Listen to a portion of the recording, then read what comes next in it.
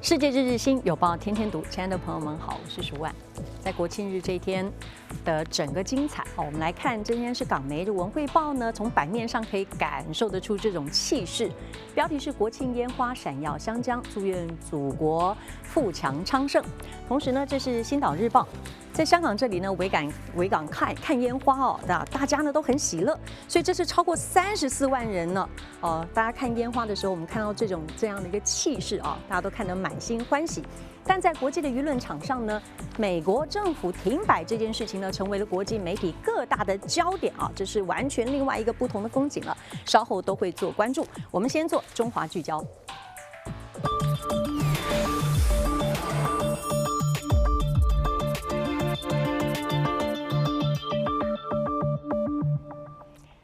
天安门12万人观国庆升旗，太空人遥送祝福。这个国庆日不只是在地球上，还有各个国家间的祝福。我们仰望天空，太空人也遥祝福。而且我们来看啊，这个天问2号太空自拍。这个自拍图哇，看起来呢，看得很多人非常的感动啊。特别呢，这个5星红旗呢，也与地球同框。所以这是国庆风貌呢，这个不同的展现。在这里呢，也特别看到一下，它这距地啊，大概有4300万公尺啊，这样的一个祝福。当然我们说在路面上面，哇，这个是高速公路，每年到这个时候都一定会有一些塞车的情况。在今天港媒关注啊，11逾3亿人出行，高速路大塞车。那当然呢，还有深圳车主，我们看到还有各地的车主呢，都会在自己的手机自媒体上啊，告诉大家这个塞车的情况。但塞车这么样的一个情形呢，到底怎么样才能够再做更多的改善呢？的各方有很多种讨论哦。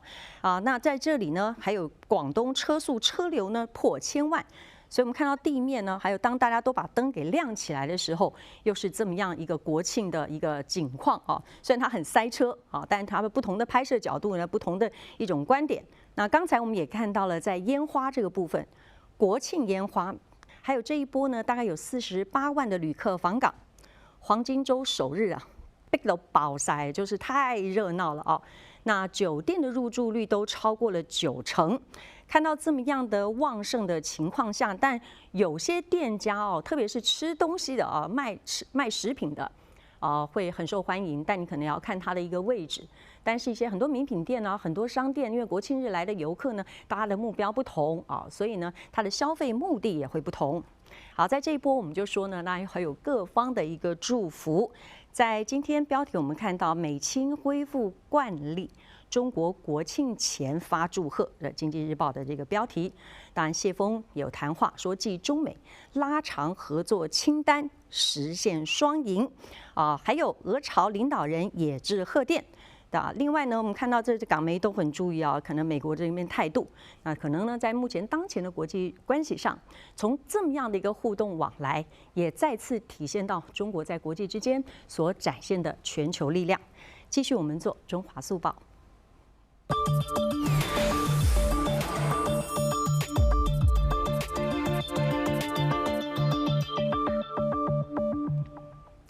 我们看大公报，长六科研新发现，首接月球水分布，这在月背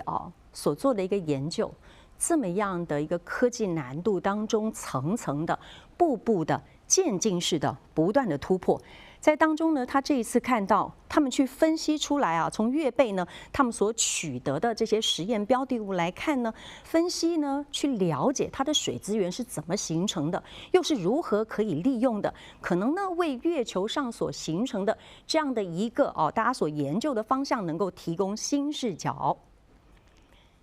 继续，这个是中指院所发布的一个报告，我们看《经济日报》这里是说，内地百城二手房价呢这里是有看到下降0.74，但41个月来呢也做了一个比较。不过呢，在受惠金九消情导致百城新房价是微升的一个情况大公报这里跟看在这个地方新城房价年均涨2.7，K 字签证引起很多探讨。我们看到呢，大家很多朋友呢看到了 K 字签证之前也说它这个签证对于科技领域的人才专才这个部分，跟过去的专才签证呢，它可能会给予更多的程序上的许多的方便。但是因为网络上呢，可能讨论的有点楼歪了，所以人民日报呢就出来呢有一篇的文章当中也说了很清楚，说有些言论甚至提到了这种文化不相容等等呢，他觉得是对公众呢有误导的一个作用。那认为呢，中国现在是有足够的文化自信。同时呢，也对于这个当前的一个讨论方向提供大家一些思维再看的是《纽约时报》，《纽约时报》的这篇长篇的报道，主要还是关注中国军力跟中国武器它现在的供应的方向，可能对于地区冲突的样貌呢是有一些改变，还有一些移动的作用。他举例了很多例子，因为今年以来，特别像柬埔寨跟泰国之间的一个争执等等呢，但这一波呢，我们看到它最多的一个核心还是去反映出现在全球的一种地缘政治的形势。那么在军力的这种平衡度上，在区域之间，尤其是地缘政治的微妙性，往往呢会从这种武器的路线供应军事力量的提升当中呢，会成为呢改变一些路线方向的一些观察因子。好，西贝减价40%，那么有顾客可能更聪明一点，去计算一下，甚至分文没花这《星岛日报》所做的一个报道他可能用现金券来付等等了。同时呢，还提到弃25分钟上菜承诺了。在公众许多的互动像这么样的舆情效应，事件发生了，冷静了一段时间，大家去磨合出来，到底是什么样的一种经营之道，才能够保住顾客长长久久呢？广州管得住预制菜茶点吗？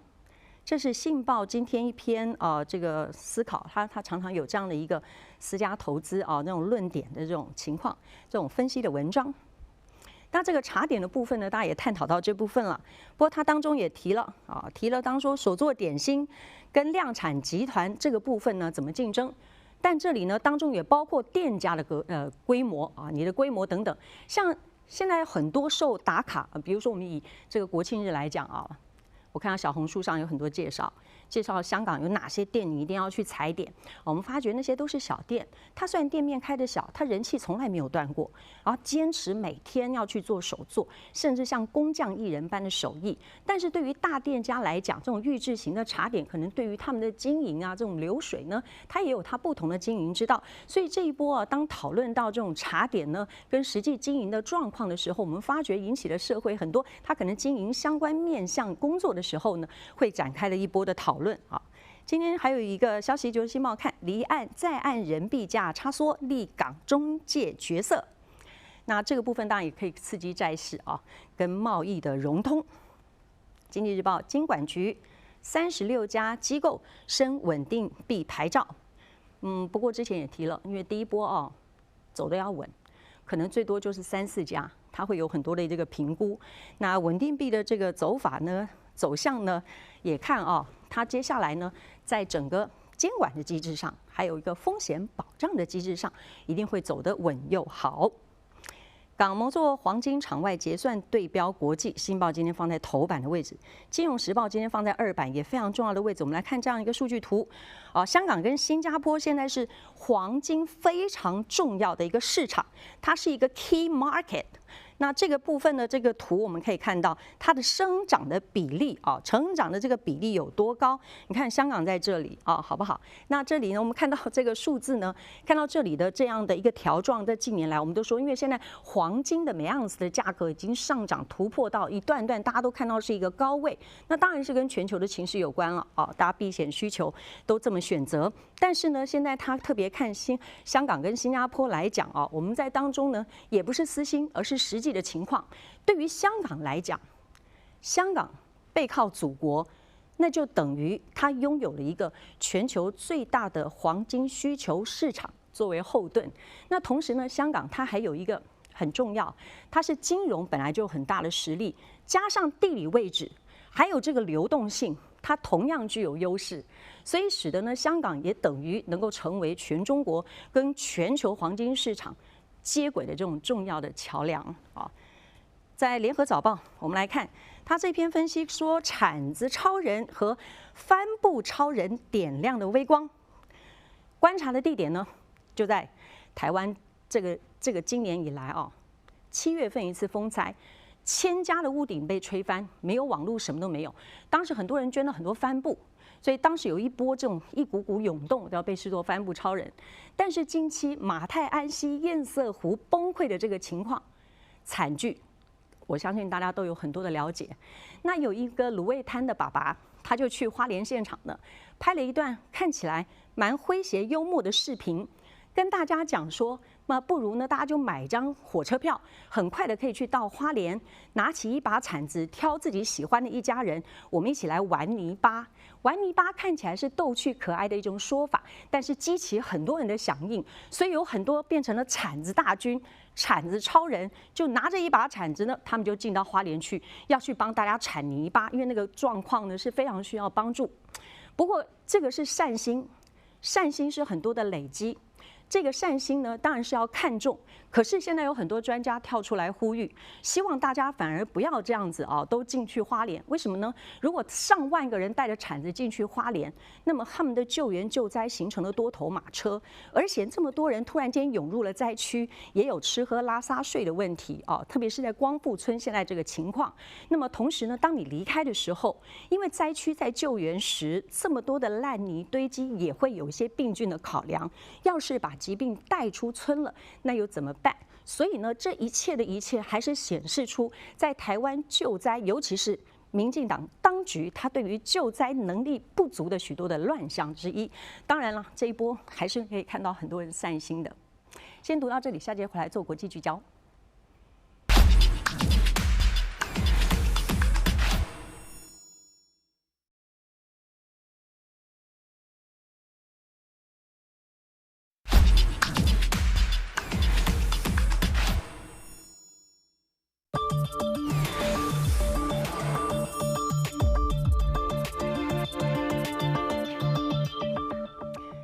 继续读报，我们做国际聚焦。美国政府停摆了，在过去50年里，其实发生很多次，但这次又发生了，时隔7年。因为上一次是在特朗普第1任任期的时候，2018年跨2019年，当时这一段时间还停的呢，是说美国史上政府停摆记录最久的一次，因为当时达到了35天。那么这次来看各家的一个标题，即便是这样的情况，特朗普还是扬言他要再裁员还有媒体像《民报》也注意到说，特朗普可能会乘着这一波的情势要清算民主党，这当然是很有可能的，因为他现在针对的都是他眼中这些对手的这个目标像一些部门，我们看到呢，他可能也是需要一些预算支持的，像这 VOA， 他就会在自己的网页上说这个他要广播呢都暂停。那同时，大公报呢也继续来看这一次的停摆，75万雇员休无薪假，多个公共部门关闭，持续的时间难料。那么这一波停摆最重要的是，美国民主共和两党之间在协商预算的时候，特别在于医疗补助法案，因为大家各党的盘算非常的谈不拢，民主党也有他的一个坚持那要不然谈不拢就停吧。那这次影响最多的，我们看的虽然很多部门停摆，但是呢，很多员工他可能还是要被迫上班，因为根据他们相关的法规规定，我们以出行这件事情来说，讲到了航班这件事情，有很多负责空中交通安全管制的这些人，他或许就还是得上班，但他没有薪水可以拿，要等到美国政府恢复运营了之后，这薪水才会一次发给你。但对于很多人，他每个月薪水拿来要付贷款、要付各样的账单来讲，他可能很难坐得住所以之前的记录中就有很多人，他可能就趁机请了病假，他宁愿再去打另外一份工，因为他们要着急用钱。这个情况呢，就会让很多安全问题发生了情况，像是在机场的安检，你人手突然间少了，那各方面这个部分很可能就会引起很多的困难。那特朗普告知美军高层将动用军队打击内敌，还说美国的城市可以当军队训练场，还有更有呢喊话是什么？民众吐口水，美军可反击。我们先看这个场面，之前就说了这是美国的战争部长赫格塞斯把驻守在全球各地的这些军事将领全部交回来。这个焦点绝对不只是在他那边去说，哎，军人要有军人的样子，你要去胡须啊，你要保持体能状态，还不可以有太胖的军事将领。其实这些很多呢，或许都是表面化。在对内的部分，大家观察了很多啊，难道美国要打内战了吗？在友报呢之前，我们好像也提，它这个整个情势啊，他把军力用在了政治斗争上的时候，就会引起很大的一个争议了。他现在对付的呢，可能不是近期大家所想的，在北约一些盟国，你看像罗马尼亚、波兰这些丹麦这些状况，他直接把矛头对向了纽约、芝加哥、旧金山、洛杉矶的，分分钟针对的就是民主党这样的一个情况。所以呢，这些讨论分析变得越来越严肃啊。我们看《纽约时报》的这一篇分析就提，危险城市还有军队，特朗普跟美国开国元勋的政治辩论。那同时呢，这个部分还有包括金融时报也提，这边是民主党啊，这张照片呢是在众议院少数党领袖，就共和党这里啊，他的这个是 Jeffries， 在演讲当中呢，民主党也不想退。那这一篇呢，纽时的分析当中就提，美国的制度啊，像是开国元勋华盛顿呢、杰弗逊这些人，他们是希望呢，就是一定而且规定啊，是要文官去掌控军队。这样的一个概念呢，也被写入到了美国宪法，体现在美国的军事体制当中。原因就是因为避免成为了个人或是政党的工具，也就是进一步的说，就是军队不能介入美国的国内政治。但是特朗普现在扭转了这样的一个叙事的态度，他把这些城市的治安问题与美国的军事力量结合在一起，这是他的一个政治手法。那么也就使得他与美国最初制度设计上跟公众关系的之间的这种叙事法做了一个扭转。那么这么样的一个情况呢，也在美国内部率先也引起了非常大的忧虑与争论啊。再来看呢，这个特朗普也是绕过国会了，直接签行政令要保卡塔尔安全，这等同是一个共同防御机制啊。那肯定他当然也有宪政跟外交上的一个争议了。因为他绕过国会，自己就决定这么做了。当中就是，若卡塔尔被袭击啊，这形同也是对美国安全发出警告，所以美国会有动作的。那么这一点呢，也在看。不过对于特朗普这样的一个举动呢，是否也包括以色列呢？或许对以色列例外也不一定，但是至少他这个姿态做出来的。同时这一篇呢，比较受到因为全球军事呢都会看类似这样的文章。因为他们有飞行追踪器去追踪美国军事的空防啊、空军情况，近期的一个情况呢，发现不寻常的举动，说美国是不是最近又在开始想要对伊朗做了什么事呢？别忘了之前美国去突袭去攻击伊朗的时候的那个状态，他们觉得呢，近期他的空军调动有一些不寻常。这一篇我们应该跟这一篇 Newsweek 的这一篇结合一起来看啊。所以我们来看，他直接就说，美军为什么这次又再重新部署到中东了呢？近期呢，因为观测发现，它有很多这种大型的加油机从各地起飞，这些都是能够支援像 F-35战机、F-15E 战机这种空中长程作用的。而且这次不是一个常规轮动，它就是突然间做这样的调配。所以使得呢，外界也在关注近期是不是在中东啊，特别对于伊朗要做什么。这些飞机可能先飞到英国，最后它的落点就是部署在卡塔尔的乌代德军事基地。好，所以我们且看后续了。继续看这个是美国两党要促签一个法案，就是跟非洲增长有关啊，非洲增长与机遇法案。那当然，法国媒体也在看这样的消息。但核心呢，还是因为这整个的发展情况啊，特别来看美国这些农业啊，大豆的种植者，在中美当前的贸易还在谈判的情况下，其实他们已经率先感受到迫在眉睫的危机。这波的危机呢，就是因为美国的大豆协会近期又再发一个呼吁，说呢，这个大豆啊，中国实在是全世界最大的一个买家。在过去5年呢，这个大豆的进口量会超过其他国家的，所以他一直呼吁说中国市场的一个重要性。但是特朗普表示会为他们解决这个问题，特别对于美国中西部的农民来讲，这个影响是比较直接。但很遗憾，他们说到目前为止还没有看到任何实际的步骤。所以美国农民呢也很有韧性，他们觉得过去也经历了繁荣跟这种萧条这种并存，但是这一波对他们来讲，他们却觉得心里面呢是异常的紧张啊。再来看美国拟与中国增非敏感商品贸易，《民报》这里也看啊。那当然这一波呢也是贸易代表，美国的贸易代表在周二出席纽约经济俱乐部的活动时所对外释放的消息。至于他口中所说的这些非敏感商品呢，那可能也包括了农业啊、食品这些部分啊。中国时报。美媒称，美不被信任时，台将重启核武。那同时呢，还有一些消息说，绝不答应晶片55分。这个台湾啊，真的就如那天呢，媒体也提，一定程度上你可能觉得很像板上肉。这一波是被压着打。同时，如果再不看清楚当前的情势的情况啊，那对美国，你看像晶片这个部分，有非常多的专家。这几天我们看到他们名嘴讨论节目，这个也很热嘛。这个所谓的西顿的这个概念呢，一直不断的被美国蚕食、鲸吞和突破啊。那么下一步该怎么走呢？在美国联储局库克这里啊，我们看好，接下来我们做国际速报。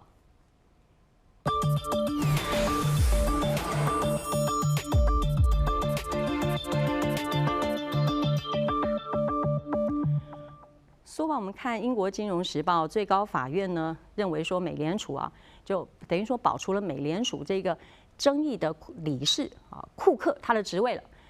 在最高法院就说那个无权啊去把库克给解职，所以呢这一波呢对于捍卫美联储它的一个独特性呢，也再一次在法上呢给予了部分的答案。现在关键还是要看特朗普能不能咽得下他这口气。特朗普哈佛将付39亿元的和解金投资职业教育，这大概是5亿美元啊，因为这是港媒报，5亿美元。那当然，他这样一谈完了呢，是不是原本该有的经费都能够恢复了呢？韩国军费增了8.2%，聚焦 AI、机械人、无人机啊，这个部分呢，在国际媒体的观察上说，这是历来最高，是17年以来最高。这个军费啊增加8.2%，那这个部分呢，在宣布的时候，李在明他自己有说，主要是为了这个地区冲突性的增高，他要希望韩国呢在自主的能力上面可以更多的提升。那当然还有更多的在新型的一种武器的部件上，它的这个无人机等等的实力都想要大幅的提升。这很清楚啊，可以看得到，韩国这一波当然除了是应对当前朝鲜它的一些话语和动作的同时，更多的可以看到，这当然是美国呢，他之前也说了，甚至是威胁性的口吻，跟他有关系的盟友，你都要增军费，所以是在这样的一个情势下，可以说也是被动他所要做出的一些表现。新报来看 ，FBI 局长增仿制枪，纽国警方销毁。好，这 CNN 这里也看，其实这对于 FBI 来讲非常的尴尬哦。他这里呢是说，因为他 FBI 的局长呢帕特尔月前访问的时候，就向该国的官员赠送仿制手枪，但是这个手枪被判定它可以恢复射击功能因此属于违法已经被销毁。那当然 FBI 是拒绝评论事件了。韩国有15个机场，1.5万人无限期罢工，正值中秋佳节期间呢，所以呢这个肯定就是为韩国在这一方面的这个交通议题带来一个很严重的威胁跟麻烦。伦敦 IPO 排名跌出全球20大，哇，这个呢金融地位下降，你看这个跌下来跌下来呢是代表它的资金跟企业都外流了，所以它产生出一种很大的结构性的问题。飞岛宿务6.9级强震，69人罹难。这次震源深度10公里，有大量的建筑物倒塌。联合早报，世界著名灵长类动物学家珍古德辞世，享受91岁。珍古德他有好多的很多的这样相关的著作甚至一些电影呢都在记录的他的毕生呢为灵长类动物所贡献的这个领域今天在看的呢是我们的大千世界今天大千世界呢，我们当然特别要重点来去回看，在10月1号国庆日这天全球的一些关注，还有特别是中国多地它是如何来做庆祝的。一起来看看。